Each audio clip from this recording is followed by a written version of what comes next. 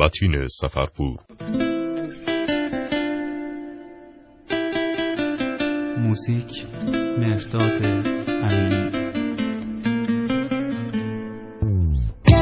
لا لا لا لا لا لا لا لا لا لا لا لا لا لا لا لا لا.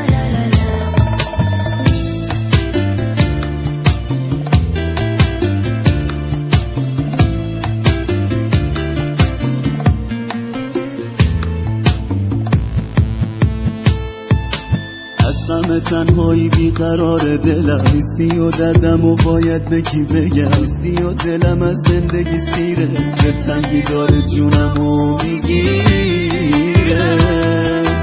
عاشقی واسه من پایون نداره، آسمون چشام همش میباره، حال و روز منو هر کسی دیده میگه که عمرن دووم بیاره. دست رو دلم نذار که خونه دیگه داغونه، نمیتونه جای خالیت منو بدجور میسوزونه. دست رو دلم نذار که خونه دیگه داغونه، نمیتونه جای خالیت منو بدجور میسوزونه.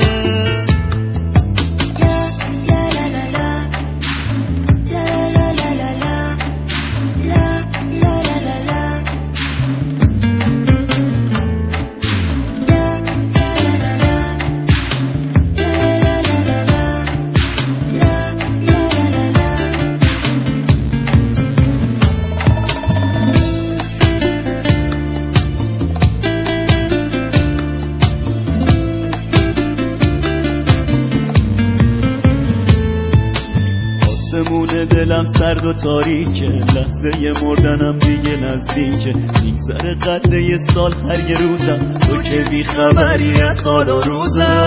چی شد اون همه خاطره هامون، از اون روزا بگو چیمون برامون، قصه عشقم و هر کی شنیده طاقت نیاورده اشکاش چکیده. دست رو دلم نذار که خونه دیگه داغونه، جای خالیت منو بدجور میسوزونه.